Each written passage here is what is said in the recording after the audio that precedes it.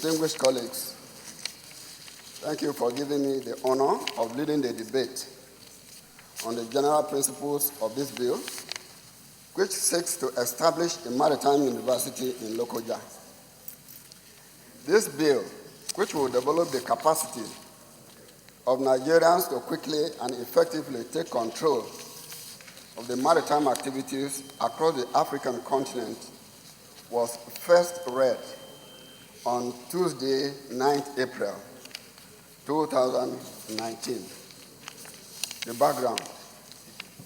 Maritime education, which is the crux of this bill, is a field of studies and training connected with the maritime domain and industries such as fisheries, pharmaceuticals, aquaculture, offshore energy, mining, shipping, logistics, maritime technologies, maritime business services, maritime security, regulations, as well as naval defense.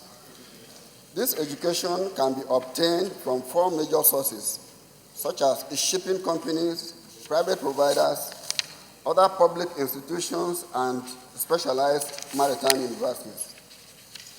Mr. President, distinguished colleagues, as you are aware, African nations, including Nigeria, depend on the sea and sea resources for most of their energy needs, food supplies, and commercial transportation activities, with over 70% of Nigerian imports and exports conducted by the sea.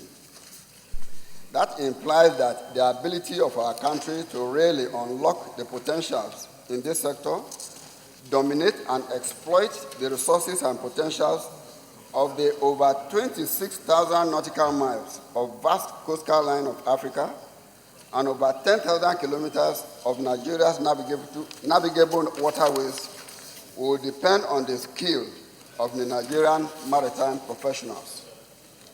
Nigeria, as a country of over 200 million people, can boast of only 2 maritime universities, one in Oron in Akwa Ibom State and the other in Okorenkoko in Delta State.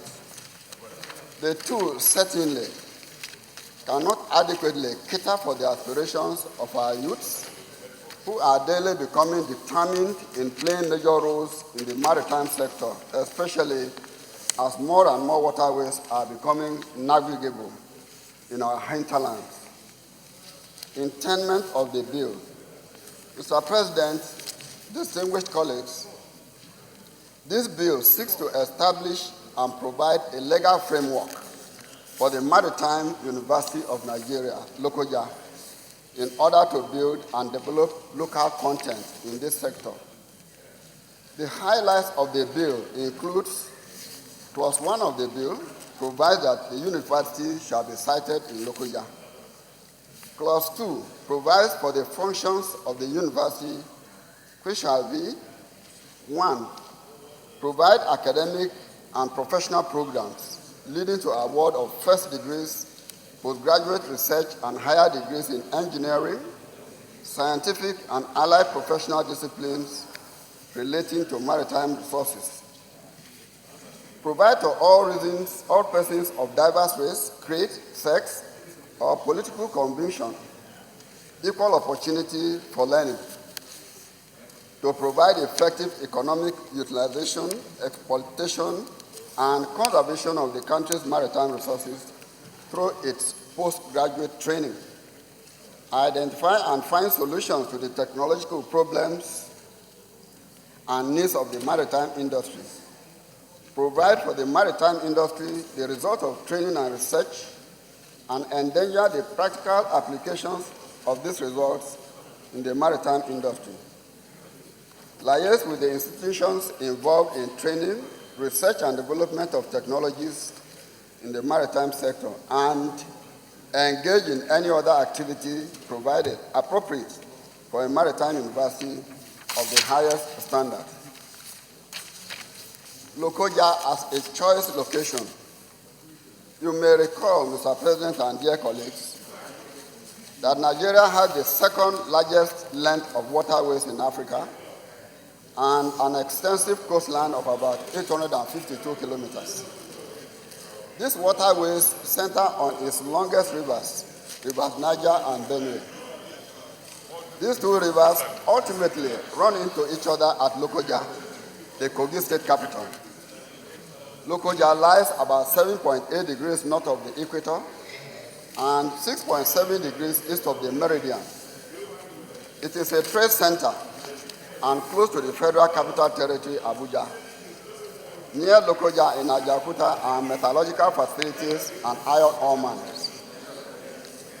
Kogi State is contiguous to 9 states in the Federation, including the FCT, Niger, Kwara, Enugu, Anambra, Edo, Ondo, Ekiti, and essentially is a transit route to 16 other states, including the FCT.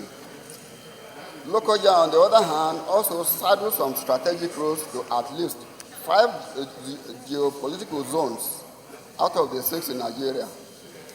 Therefore, Mr. President and my distinguished colleagues, the central location of this proposed university will encourage participation from the far north and other locations that are distant to the proposed maritime universities at Orong and Okere-Nkoko in Akwa Ibom and Delta states, respectively. Significant benefits of the bill. Please permit me, my distinguished colleagues, to outline here a few of the important benefits that Nigeria stands to gain when we establish this university. Increased skill and capacity will enable local companies to effectively demand participation right in lifting of crude oil, which currently forms over 90% of the nation's external trade, but totally excludes indigenous maritime operators. It will enable Nigerians to quickly and effectively take control of the maritime activities along the West African and African regions so that they can become maritime authorities. Consequent increase in effective participation of Nigerian-owned vessels will also help to reduce foreign companies' influence, exorbitant charges, and price fixing of freight rates, which have inflationary tendencies. Improve our level of maritime technology and know-how. As Nigerians acquire more clout and confidence, more joint venture partnerships will be formed with foreign companies to create synergy, leading to exchange of technology, increased competition and efficiency, and overall economic growth and development. In conclusion, Mr. President, distinguished colleagues, many of the existing maritime educational providers in Nigeria only offer training targeted at meeting some selected needs. Many players in the industry, therefore, train their personnel on the job, and some of these training programs are not certified. Furthermore, public institutions that offer maritime education have for many years been restricted to only post-secondary educational delivery by offering diplomas and certificates in some fields of maritime services. These have put many learners at risk in terms of quality and contents of their training. Mr. President, distinguished colleagues, this bill seeks to cure the above 2 scenarios.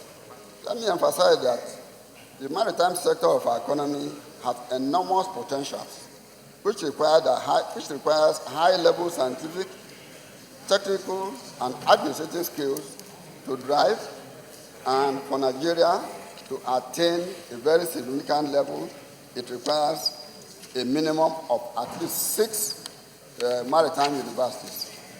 The proposal to upgrade the Maritime Academy, Oron, the Maritime University, and the recent passage of the Maritime University of Nigeria, Okere-Nkoko, on May 4, 2017, are right steps and correct steps taken to plug the death of maritime universities in Nigeria. Mr. President, distinguished colleagues, the maritime sector of our economy, as we speak, is unfortunately, I say again, dominated by foreign interest because of the low-level indigenous capacity. And I urge us to do all we can to revive that trend. The enactment of this bill into law will turn around the fortunes of Nigeria as a country. I therefore passionately urge you to give your support to this bill. In line with Order 77.3, the Compendium of Financial Implication is attached as Annex 2. I urge you once again, and I thank you, Mr. President, and my distinguished colleagues to support the second reading of this bill. Thank you, and God bless. I am Senator Baroji Brain. I represent Kano North. Mr. President, first of all, let me commend Senator Isaac Alpha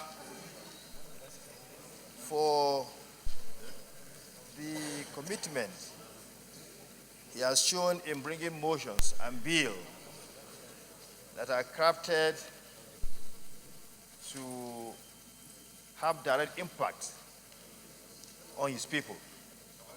He has shown the desire to find ways of improving the lives of his people. But I also want to say that the idea of creating additional maritime university in Nigeria is really commendable. It is nice. We have only one maritime university in Nigeria, situated at Okorokonko in Delta State, and one maritime academy in Oron. Now, to begin to think of having another maritime university is necessary and in order. But I want to add that my good friend and colleague did not make wide consultation before putting up this bill. Already as we speak, we have a federal university newly established at Lokoja. It's a very new university, and we are aware that we have set up a modality in the Senate here that every state, any state that has a university, a federal university, the Senate will not consider any bid to establish another university there. Well, but this is a specialized university. We can look at the need, as I said earlier, for this university and get it cited, particularly looking at the fact that the proposal is to set it up in a different geopolitical zone. But distinguished Senator Isaac Alpha should have understand the need for equity. You can't continue to concentrate university in a particular city or town. You should have looked somewhere else. I know that Kogi State has a lot of towns that are riverine. You should have looked elsewhere to propose the setting of this university there. But already Lokoja has a federal university, which is new. So I need to guide the Senate, being the chairman of the committee. This idea is good, as well as it is, but location is a problem. I will advise Senator Isaac Alpha. This is if something comes to my committee, it won't fly. So it's better for him to take it back, look for a different location. It's a very good idea. You can't have two federal universities in one city, in one town. It's not going to work. If it comes to the committee, it's not going to fly. So I advise him to withdraw the bill and look for another location, and then bring it back. I will support it, and I'm sure my committee will consider the fact that this university is a specialized university. It's not like the conventional university. And there's a need for additional maritime university. So I so advise. But if he doesn't want, if he thinks he can go ahead with it, that'll be fine. But the best thing is to look for a different location. My name is Shola Adeyeye from Osun Central. My own contribution will be short. As things are, it is no secret that the federal universities across this republic are extremely poorly funded. You take the same basket of money, you create more universities, and you spread the money around into more places, and you get even greater and worse underfunding. With every cell in my body, I will continue to oppose every new university until the existing ones are well funded. Otherwise, we are just fostering 419 on our children. If there is a need for maritime studies, let's have 5 universities in maritime areas to have faculty of maritime studies. But to keep creating new ones is nothing but fostering 419 and gimmickry on our children. It is not fair to the young ones. Therefore, I pray that all of us will oppose this new university and will oppose any new one until the existing ones are well funded. God bless you all. Mr. President, distinguished colleagues, I remain Mohammed Adam Aliru, representing Kebbi Central. Mr. President, as desirable as this bill is, I find it very difficult to support because, as the Chief Whip has said, the present universities are grossly underfunded. And that's why what we have coming out of our universities today are half-baked graduates. It is not surprising today to see a university graduate who cannot write a good letter in English. And this is due to lack of funding of the universities. So I oppose the establishment of a new university, just like the Chief Whip has said. We should concentrate on funding the existing universities. And not only that, if there is need for any maritime studies, the existing universities can accommodate that. We have University of Lagos, very close to the Atlantic Ocean. We have University of Port Harcourt, very close to the Atlantic Ocean. And we also have University of Nsukka. So, University of Benin, they can take care of all this. And even the universities that are located in the hinterland can offer maritime studies.